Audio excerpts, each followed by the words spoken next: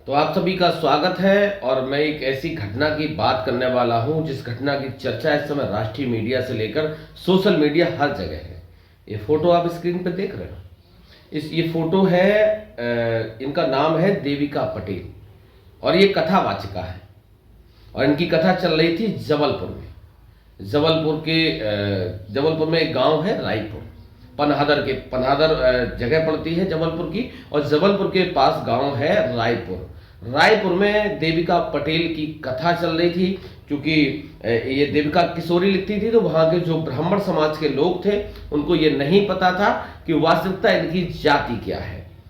जब ब्राह्मण समाज के लोगों को, ब्राह्मण समाज के वहां के जो भी कथा वक्ता से जो भी रहे हो, पूरे समाज को जब ये पता चला कि ये पटेल समाज की लड़की है, ये देविका किशोरी है जो वो पटेल समाज की, कुर्मी समाज की, यानी कि ओबीसी से आती है, तो ये ब्राह्मण समाज के लोगों को नागवार गुजरी और उन्होंने कथा को बीच में ही रोक दिया और ये कहा कि ये अधिकार सिर्फ और सिर्फ ब्राह्मणों को है, कथा करने का, मंत्र करने का, हवन करने का, पूजा करने का।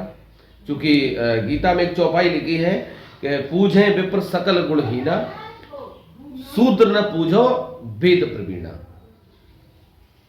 यानी कि ब्राह्मण चाहे अनपढ़ हो, चाहे कैसा भी हो, शकल से, सूरत से, सीरत से, अंगूठा छाप से, शराबी कबाबी कुछ भी हो, वो पूजनीय है।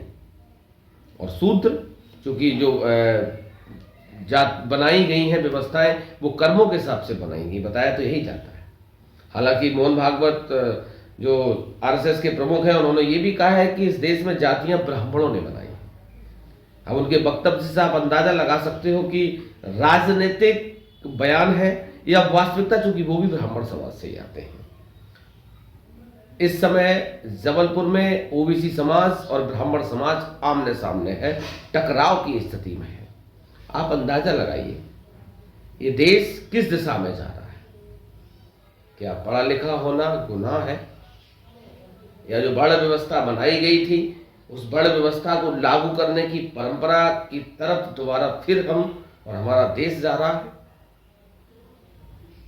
जो देविका पटेल है, जो देविका किशोरी अपने आप को लड़की लिखती थी, आप अंदाजा लगाइए 5 घंटे, 6 घंटे, 7 घंटे कथा, व्यास कथा मंच पर बैठकर वक्तव्य देना, प्रवचन देना, जनता से रूबरू होना, कहीं ना कहीं कुछ ना कुछ तो उसमें गुण रहे होंगे।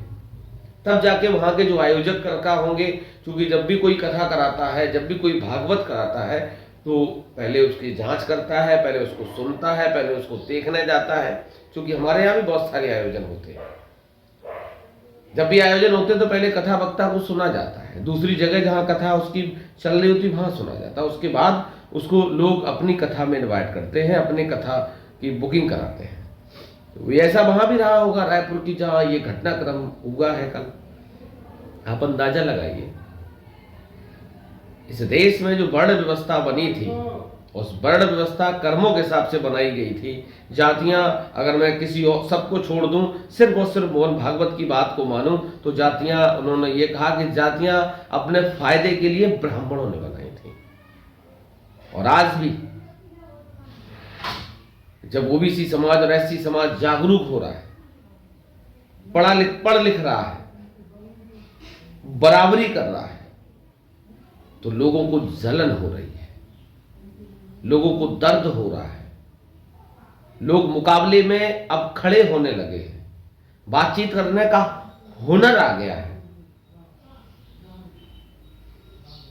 चौपाई है कि ढोल गवार शूद्र पशुनारी सकल ताड़ना के अधिकारी।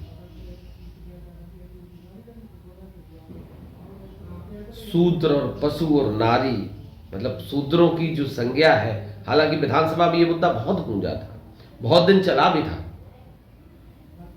विपक्ष ने भी लगातार इस पे आवाज उठाई थी और सत्ता पक्ष ने भी जवाब दिया था, अपने अपने उसमें जवाब दिया था, क्योंकि राजनीति चल रही थी।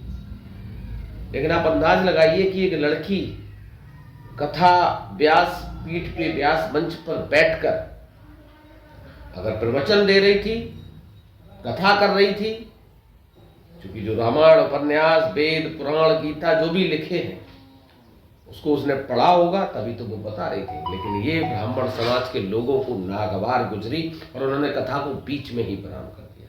उन्होंने कहा कि ये अधिकार सिर्फ और सिर्फ ब्राह्मण समाज के लोगों के पास है। आप अंदाजा लगाइए कि वो दौर रहा होगा मुलायम सिंह यादव 1989 में,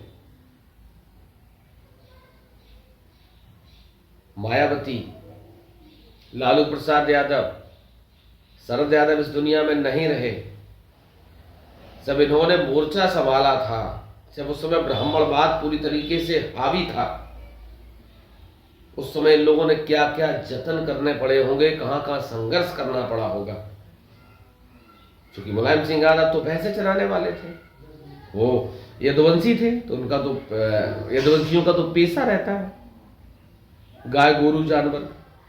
लालू प्रसाद यादव के यहाँ आज भी गौशाला है, बहुत सारी गायें सोशल मीडिया पे, तेजस्वी से लेके पूरा परिवार, पूरे बहुत सारे वीडियो फोटो सोशल मीडिया पे पड़े हुए।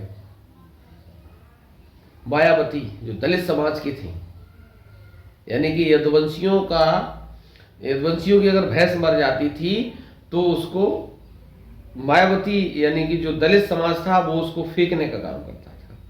और जब उन्होंने संघर्ष किया, अपने हक वंचित शोषितों की आवाज उठाई, एससी ओबीसी के लोगों को लड़ना सिखाया, तब एक विशेष वर्ग को तकलीफ हुई। और वही तकलीफ आज भी बनी हुई है। चाहे एमपी की बात करो, उत्तर प्रदेश की बात करो, बहुत सारी ऐसी घटनाएं हैं। मटके में पानी पीने पे दलितों की हत्या, आज कल का ताजा मामला मथुरा का है। दलित समाज घोड़ी चढ़ने पे ठाकुर समाज के लोगों ने लाइट बंद करके पूरी बारात को पिटवाया। आप अंदाजा लगाइए।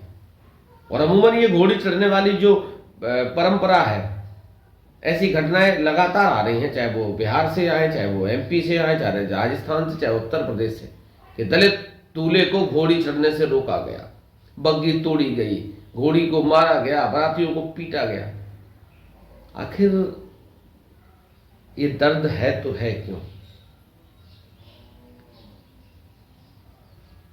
अंदाज लगाइए आप और समझिए कि वास्तविकता, अगर आप अपने हकों अधिकारों की बात करेंगे, क्योंकि एक विशेष काम विशेष वर्ग के लिए आरक्षित है। और आज की अगर सिनेरियो की बात करूं तो जितने भी कथा वक्ता हैं, जितने भी भागवत वक्ता हैं, अधिकतम लोग अब ओबीसी समाज के मिलेंगे। बहुत लंबी लिस्ट, अगर लिस्ट पढ़ूं तो बहुत लंबी हो जाएगी। ओबीसी समाज के मिलेंगे।